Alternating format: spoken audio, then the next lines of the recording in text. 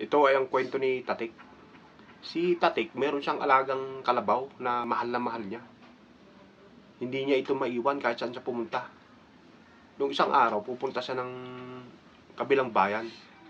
Kaya isinama niya itong kalabaw. Nung nagabang sila ng bus, hindi kasi yung kalabaw dun sa compartment ng bus. Kaya ang ginawa nila, pinasunod na lang nila yung kalabaw dun sa bus. Ngayon, sa kalagitnaan ng biyahe, habang mabilis yung takbo ng bus, sinilip ng konduktor ngayon yung kalabaw sa likod. Nakita niya, nakalabas na yung dila. Kaya sinabi niya ngayon kay Tatik, Boss, yung kalabaw mo mukhang pagod na pagod na. Sabi niya, nakalawit na yung dila eh. Ganun ba? Sabi ni Tatik. Saan banda nakalawit, boss, yung dila ng kalabaw ko? Eh, bandang kaliwa, boss. Sabi niya. Sinabi ngayon ni Tatik doon sa driver. Boss, pagbigyan mo nga yung kalabaw ko. U-overtake yan eh.